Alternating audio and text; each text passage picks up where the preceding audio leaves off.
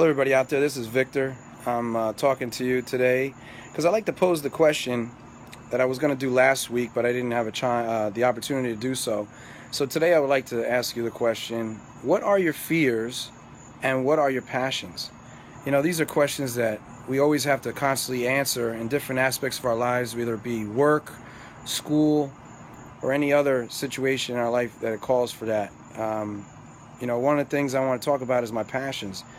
You know, I've always had the desire to help people all throughout my life. You know, I've been a counselor for the last 20 years, since 1995, helping people with severe and persistent mental illness as well as alcohol and drug problems. And I also worked in Ocean County Jail for the past 2 years before I became a program director at a mental health facility. And you realize, you know, you are an asset to a company as long as you realize what benefits you have, what passions you have. You know, when I've gone through work, one of the things that people value is someone that has integrity, honesty, and tells them like it is. And that's basically what I've done with people. I told them, you know, my passion is to help people as much as I can. And if I can't do it, I will get you the answer. I always tell people, even my clients, I tell them, if I don't know the answer, I'll find the answer for you, no matter what it takes. You know, if I can't help you today, I'll help you tomorrow, the next day. Whatever the issue is, it calls for, I'm there for you. So I think, you know, we got to step out of our comfort zone and we have to develop a real understanding of who we are as a person so that our passions can be brought out.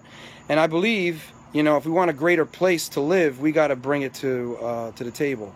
We have to realize that, you know, if we want this world to be better, we have to do something about it. Be assertive.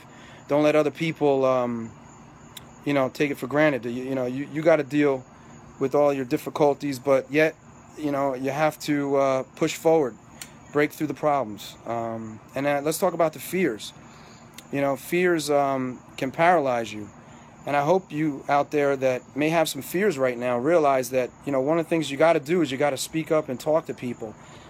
Keeping silent is not going to help you. I've helped people with depression and have encouraged them to speak louder than anybody else in the world because they're the ones that are suffering the most. And they really need to develop that inner self-confidence, which is what I've been always trying to do, is trying to help people build inner self-confidence because unfortunately your mental health issues can really compromise your ability to think good about yourself. You know, you're getting beaten down, everything just, you know, doesn't work in your favor, and that's really affects people.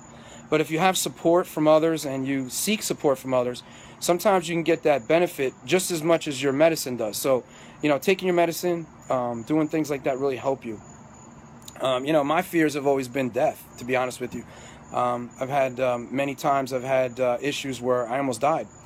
When I was a kid, I had the croup, and my brother saved me, you know, and my family. I was a very young kid and got saved. Then the next time, about 2006, 2007, I believe, I had a really bad situation where I had an operation that landed me into the hospital after I got it done because I ended up having a bilateral pulmonary embolism.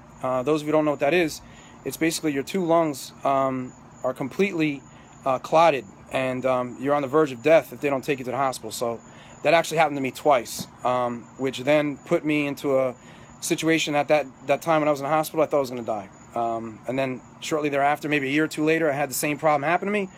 Not as difficult, but still a problem. And had to get taken to the hospital again. Took medicine, got better, had to be changed on medication, and then had to be put on, they call it like a venous filter. It helps protect you from any kind of clots that you may have. And then back in 2011, probably the most scariest thing I could ever imagine. Thought I was really going to die. Had the most strenuous pain you could ever imagine in my left arm on Easter Sunday. I remember having the family over. We really had a good time, and I told my wife, it's really painful in my left arm. I don't know, I can't even stand it. And I'm pretty good and tolerant of pain because I've been in martial arts and other things and sports. And, you know, you got to be tough like a guy. You know, they say be tough. But this one was really bad. I was actually tearing from my eyes. And, you know, I was like, wait a minute, this is something really bad. And then I went to the hospital. And sure enough, you know, they checked me out. And they said you had 90% blockage in two of your arteries. And so this is what really scared me. I thought, wow, I'm going to have to go into surgery and get a something I didn't want, which is open heart surgery. But you know what? I didn't get that. I did have to go through what's called angioplasty, and they went in and they removed the 90%, which was great, and I was a different person. So that was really scary. You know, I didn't have to get the surgery that I was fearing, but you know, the support of my family and the desire to say, you know what, God's in my life, so I better, you know, be okay. I'm going to be okay. Really helped me through those fears. So, you know, I went through fears and I overcame them, but you have to get that support from people. You really do. And you have to have faith in God, faith in yourself, faith in the system, faith in the doctors that take care of you. If you don't have a good doctor, get rid of them. I don't care if it's she or he, just get rid of them. Get a different doctor. You know, I've had that happen to me. I had a doctor that this happened to me, didn't take care of me. I got rid of him the next day. I called up another doctor and said, hey, can you take care of me? Sure. And I got a different doctor, and that was the end of it. So, you know, you're in charge. You got to be in charge of your life. You can't let people tell you what to do. You got to do it. The other fears is not knowing if you're going to be able to pay your bills. Are you going to get your house taken away? Those are fears I have too, you know. So I do whatever I can to do that. And that means if I have to do 4 jobs, I'll do 4 jobs. You know, I'm going to make this thing happen with Advocare. Because they're the way I'm going to be able to increase my income, and I'm going to help people, which I love to do. So everything is going to be taken care of by my Advocare experience. And if you can see what I see, you'll be doing the same thing I'm doing, and pay your $80. It's nothing compared to what other people would charge you to help yourself out of a situation. The benefits are just amazing. You know, the company Advocare. The people are just amazing. The people that you meet in this company, distributors, customers, it's just amazing. They really want to help you, and the love that people have in this business is just, I don't know what it's like in other direct sales companies, but this company is really good. I've made a tremendous amount of friends on Facebook in the last month. I hope to do that in the future as well. You know, it's actually moved me. It's changed me as a person just by being in it for a month. I'm still like not where I want to be, but it's not stopping me, and I don't give up. So I hope that you guys look at what I'm saying today, that, you know, when you have fears and when you have passions, your passions are going to overcome all your problems. If you have a passion and a love for something that you really care for, like I have in my life, to help people and to make people grow as an individual and improve their lives. You know, I've been a martial arts instructor since I was 11 years old. I started when I was 7. So I've been in the martial arts for over 35 years and been teaching people. And in, you know, 20 years in the mental health facilities, helping people change their lives. And I have changed people's lives. I know I have, only because they told me. I've been in the jails. Didn't think I could do it there.